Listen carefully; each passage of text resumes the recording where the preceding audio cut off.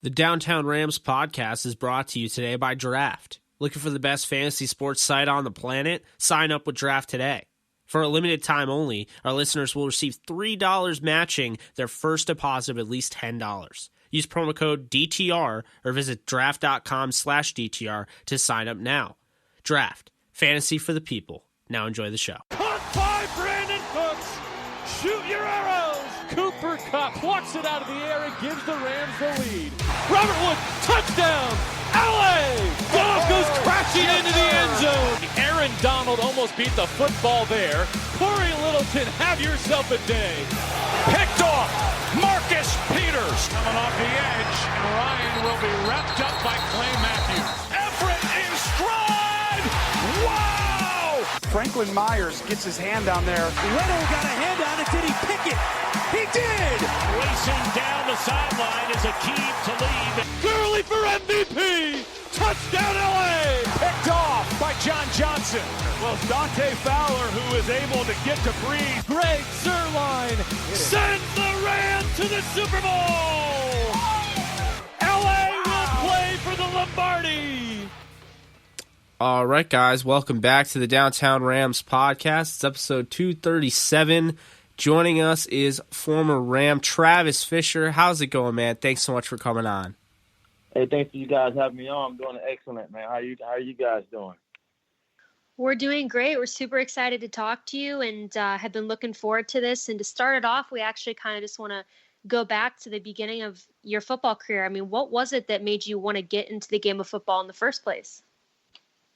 Just growing up in the state of Florida, man. That's all I was brought up on. And it's, the game of football has been a game that's, it's played down there, and it's on a high level. We play on a high level, and it started when we were 3 and 4 years old. And I've always wanted to be a football player. I ran track in high school, so being a state champion in the 100 and 200 meter dash, and being able to run away from people. I had speed, so I just mixed that with some technique and loving to compete. And so, just playing the position of cornerback, I just thought it was fit for me. Yeah, of course. And you start your college career with UCF. What was that experience like playing for the University of Central Florida?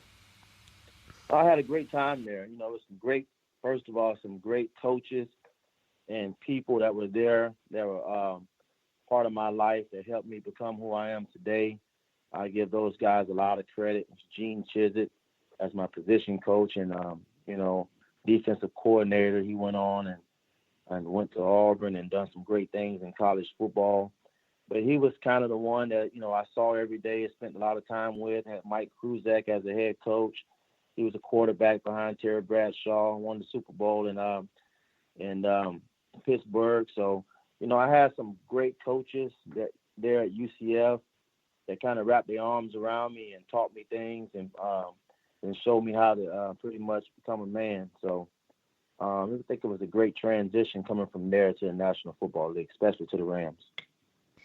Yeah, that's awesome. And, obviously had a great career at UCF, and then you ended up being picked in the second round of the 2002 NFL draft by the St. Louis Rams. I mean, what was that experience like? How did that feel?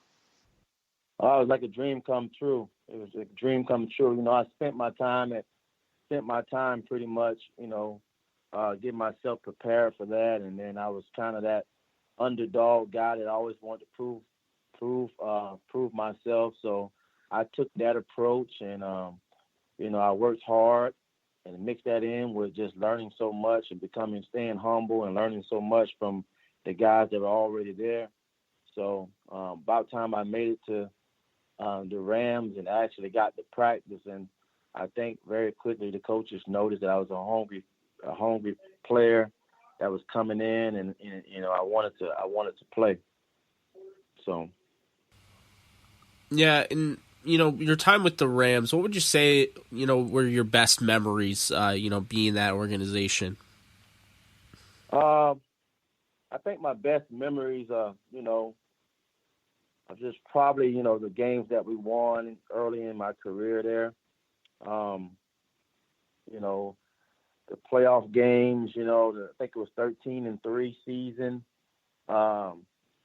I think just the camaraderie we had in the locker room and being around guys like Marshall, Torrey Hope, Orlando Pace, Leonard Little, Isaac Bruce. I mean, there was so many guys in that locker room that pretty much I was around every day, and they were great character guys. I think just being around those guys were the greatest moments I had in just pro football, period. But also the wins that we accumulated during that time. Yeah, definitely. I mean, do you have any like crazy stories from your days as a Ram? The only crazy story I got is, I tell, especially my players now is the game that I think it was my third year in the league where I actually broke my jaw playing in the New England Patriots game. I think it was like right in the third quarter. I went down and made a tackle. My helmet kind of slipped up a little bit, and I took a blow to the chin, the running back's chin, and I actually broke my jaw. So, I ran off the field. They took me in emergency. I had to go have surgery, emergency surgery, and I played the very next week. So I think that going into that next week, a lot of people said there's no way. I mean, this kid's jaw is wired up. He can't talk. And I started that next football game and got an interception the next football game. So I think, be honest with you, it was, if I have one thing that I can remember that was awesome, is just me being able to show the kind of person I really was, how tough I really was, how much I wanted to be there for the team, and then and also the resilience to come play, and me being absolutely nuts to come back in and play with a broken jaw. Yeah, that's insane, man. That is unreal. It's always cool, to hear from somebody that played this game, because you think about like just your everyday job, right? Going to work, and you're like, I have a cold. I don't want to go to work, and it's like Marshall Faulk played with like a broken leg, like you played with a broken jaw, like it's it's crazy, all these different stories, and the type of pain that you guys will endure just to be there, for your respective teammates. With that being said, you did break your arm the two of the last 3 seasons in St. Louis in very unfortunate fashion. What was going through your mind at that time? And did you ever, consider, like, did thoughts creep in your head about, walking away from the game? No, I've never had a thought about walking away from the game. I was just more focused, I started on that, for the Rams on my the third game. It was the 4th game of my rookie year, and that's when I became a starter for the Rams. So, I played by the time I was in year 3. I pretty much had played a lot of football on a high level. Just winning and going to the playoffs, and I had a few interceptions around that time, and a couple ones ran back for a touchdown. So I was pretty much at that stage of, being a vet at a young age. So it really wasn't, to me, it really wasn't about the walking away from the game. It was really about trying to make sure that I secure myself financially for the rest of my career. But, injuries play a factor in that thing, and I understand the business and stuff like that. But I was really trying to prove myself at that time, and I played with those injuries, and I played. I have no regret, to be honest with you. Yeah, and you played for the Rams from 2002 to 2006, and I am from St. Louis. I still live in St. Louis. I was born and raised here. And something that I really like to do sometimes when I go to restaurants in like Central West End or Clayton, I'm not sure if you kind of remember the area that well, but there's always a lot of framed pictures of like Rams players who ate there, or, they signed the picture or took pictures or whatever. Did you have Mhm. anything in St. Louis, like maybe a favorite restaurant or like a favorite spot that you like to go to in the town? I just like to ask that question. Oh man. Oh, I used to go in that same area, that Central West End area, and really, I was more of a. I kind of ate at different spots sometimes, but nothing that I really remember. A restaurant that I really remember that I was just, crazy about. I think maybe a steak restaurant or something like that. If I, went that route, but not really. I wasn't much of a big eater around that time. I was super small, and and then I didn't want to eat too much and get big, So I don't know. I love St. Louis. It's one of my, it's like always be a second home for me. I'm actually not far from St. Louis now. I'm in Nebraska. I think I'm about 5.5, 6 hours away. And then I recruit that area right now. So when I'm recruiting, that's one of my areas that I recruit. So I'm still there sometimes, but when I'm there, I'm working. But I still get a chance to ride by St. Charles and all that where I used to stay and see some of the same places I used to ride by every day. So it's pretty cool. For sure. Yeah, no, that's awesome. Kind of, touching back on, your NFL career, you were with the Rams until, through 2006, I almost said 2016, 2006, and you end up signing with the Detroit Lions in 2007. Mm-hmm. Now, I spoke to, guys like, Tommy Pauly in the past, and it's, there's always a story as to, why, someone left their original destination to go to another team. And for instance, with Tommy, he wanted to come back to the Rams and they weren't really interested in him. Was there, anything going behind the scenes there? When you went on to Detroit, were the Rams still knocking, or had they kind of, moved on?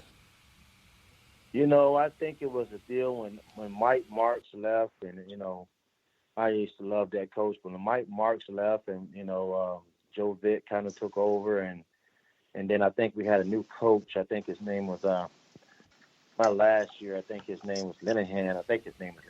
But Yeah. when he came, it wasn't the same. The team wasn't the same.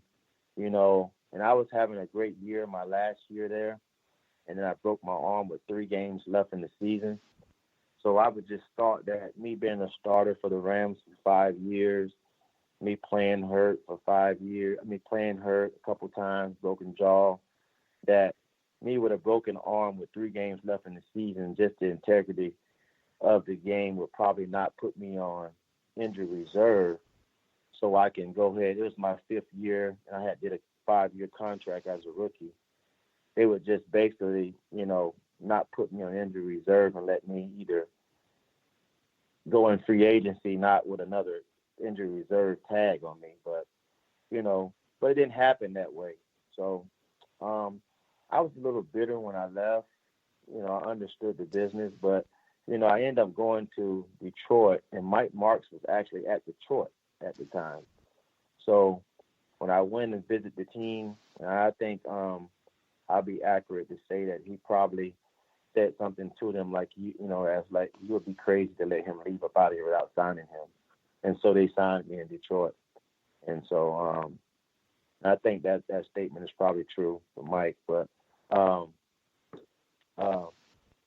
and I played with Detroit, and that was one of my best years, my first year in Detroit. So it just shows that, the leadership that the Rams probably had at the time on my last year, it wasn't the same leadership, I don't think, that on my first year. So, or the business of the game is just, hey, maybe he's broke his arm twice and they wanted to move on. So whatever it may be, I had to prove myself when I got to Detroit that I could play healthy, and I had a great year there. Yeah, I certainly would agree with that statement, the leadership statement, because, that was kind of around the time that it seemed like they were kind of trying to figure things out in the Rams, and there wasn't much leadership, at least looking, from the outside in. But like you mentioned, you went to Detroit. You had a great year there, and then not only did you end up playing for the Lions, but you played for Seattle and Baltimore as well. So you ended up playing for 4 different organizations in the NFL. What was that experience like? I mean, did you find that playing for different organizations, things were kind of completely different at each one, or was there like a lot of similarities between them all?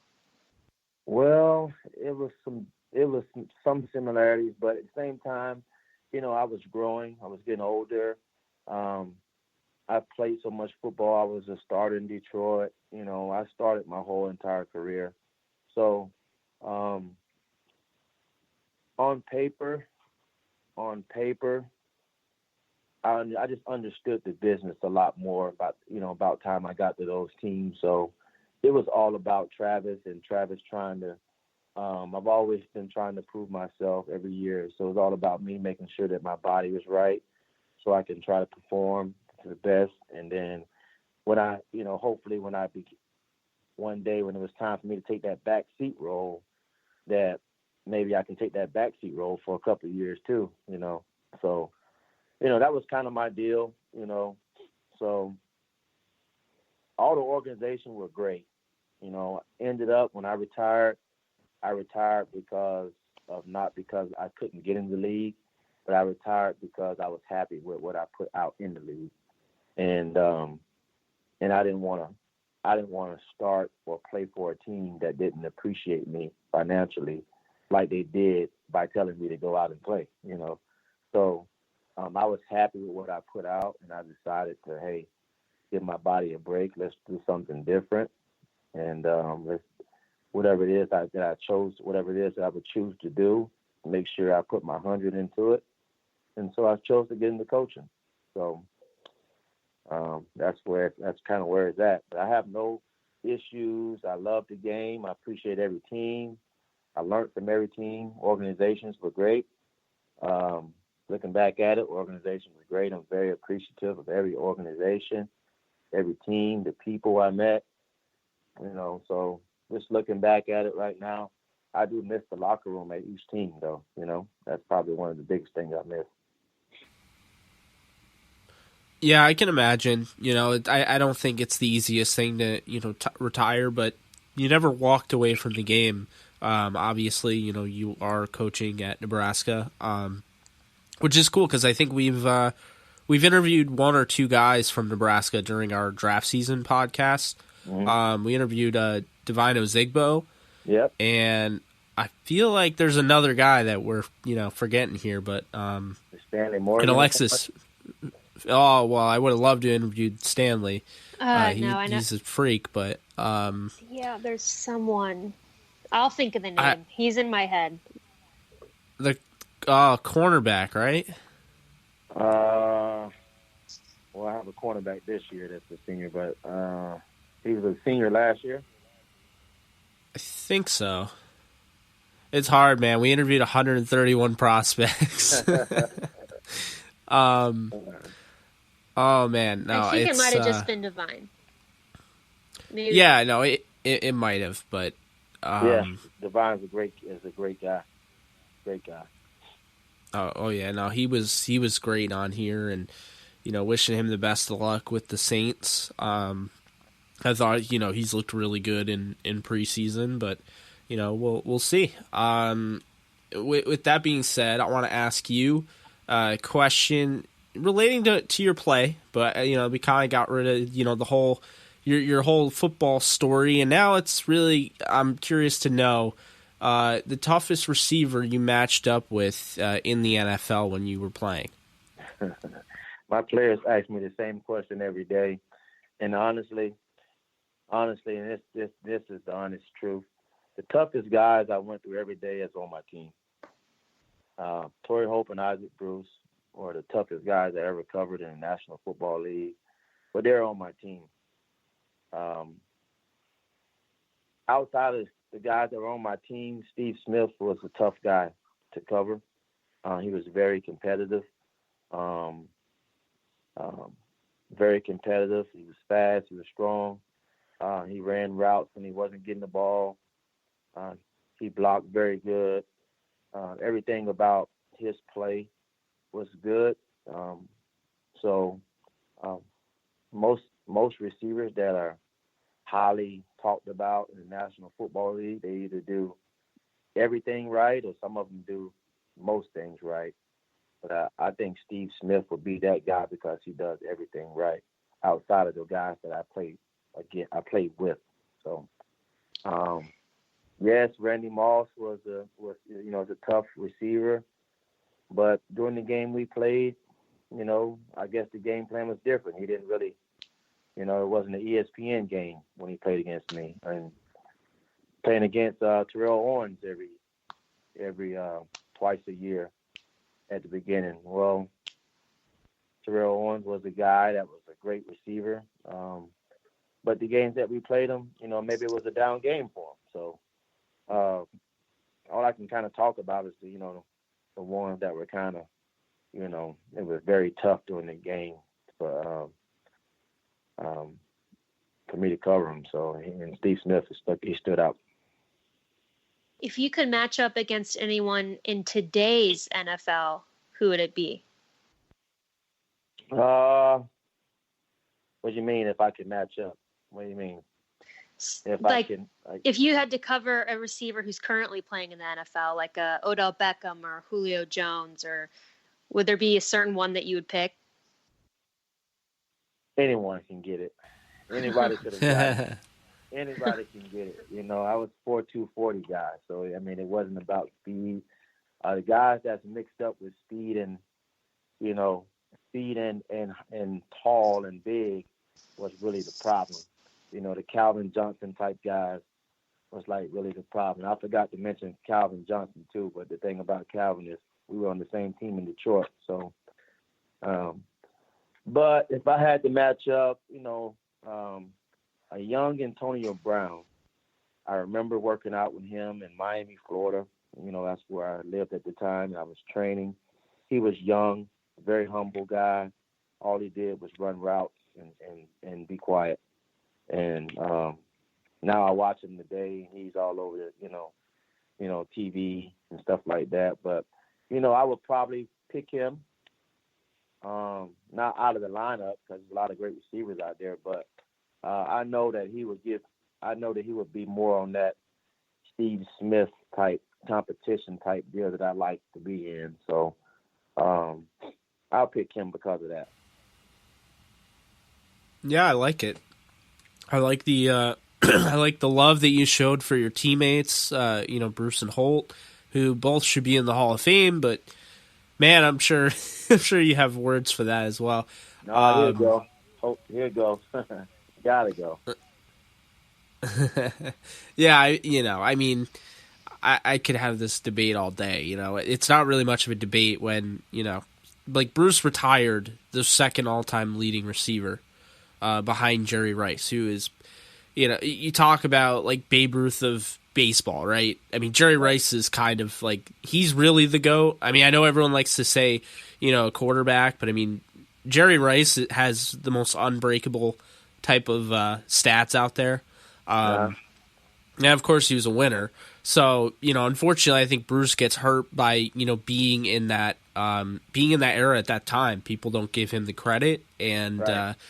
People use the greatest show on turf against him. And I think it's funny because it's like they also don't use it when, Chris Miller and, Mark Ripien were his quarterbacks in 1995. Right. And he had 1,700 receiving yards. It's like, don't use it for that. But, with that being said, you played the majority of your career with the Rams. Do you still watch and root for them today? Yes, I do. The Rams will always be my team. That's awesome. I mean, do you have any thoughts, on their team this year, or, any guys who are currently on the team who you really like? I really like the running back. I really like the head coach, the offensive coordinator, the plays that they run on defense. I'm not happy about Dominican Sue. He's not there anymore, right? No. Yeah, he went on. He's with Tampa Bay he's now. a Nebraska guy, and his picture is right behind my office window. So I was happy about that connection. But currently on the team right now, there's a lot of guys on the team. The running backs, and there's a lot of guys on the team that I really like watching. But the energy level that they have and the swagger that they carry, it's what I really like about the team. And it kind of reminds me of when I was playing in St. Louis, just having that energy level. I just don't have the connection that I used to have because they're not in St. Louis anymore. So it kind of makes me feel like I'm an old guy. But I still root for the Rams. It's still my team. Well, that's good to hear, and obviously we love hearing that. I think it's really interesting, and I don't think it's an answer that everybody always says the same thing for, because it's a different experience. The Rams were in St. Louis and now they're in Los Angeles, and it's not like they just moved to St. Louis when you were there either. I mean, they had kind of established themselves by that point. So always interesting to hear that. Lastly, for our listeners, I really appreciate you coming on. You're the man. But for our listeners, what is Travis Fisher up to nowadays? Well, Travis is coaching. I'm, married, my family, and, I have 3 kids. And I'm just being dad, and I'm coaching, and I have a whole bunch of kids that's here in Nebraska that I'm coaching, that I'm trying to help influence every day. And, it's the iron sharpens iron type deal here. And I really love the head coach that I'm working for. And I really love waking up in the morning, doing what I'm doing for a living. And so that's kind of what I'm doing. I'm not really into the sports life as a player like I used to be when I played. I'm just more a guy that, if I didn't tell you I played, maybe you won't know, So I'm just more of that guy. It's more about them, less about me right now. Hey, that's awesome. We love it. And, just to echo what Jake said, thank you so much for coming on. I was, really excited to talk to you, and it's been so fun talking to you. And it means a lot that you took the time to come on. And, we just hope all is well and keep in touch. I appreciate you guys for having me on the show. I had an awesome time talking to you, and I hope we talk again. I appreciate you. Thank you. Absolutely, Travis. Anytime. You are welcome anytime to come on. Really appreciate it. And, good luck this year for Nebraska. And on top of that, we'll be looking at your senior kid and in that DB room, because we do like doing those interviews, and, we'll keep an eye out for him. Okay. Appreciate you guys. Thank you. Absolutely. Take care.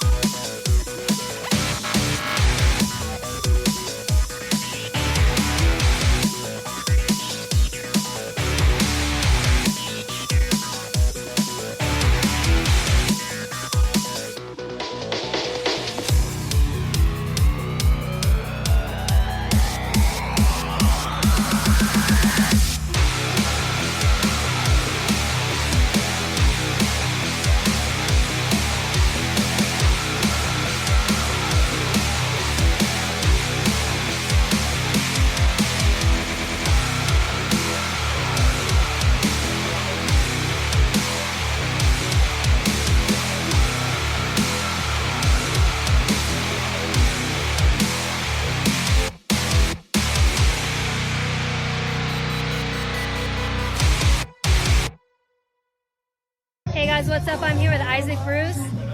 Hey, Downtown Rams, what's going on? Hope everything's well. Tuning into every episode.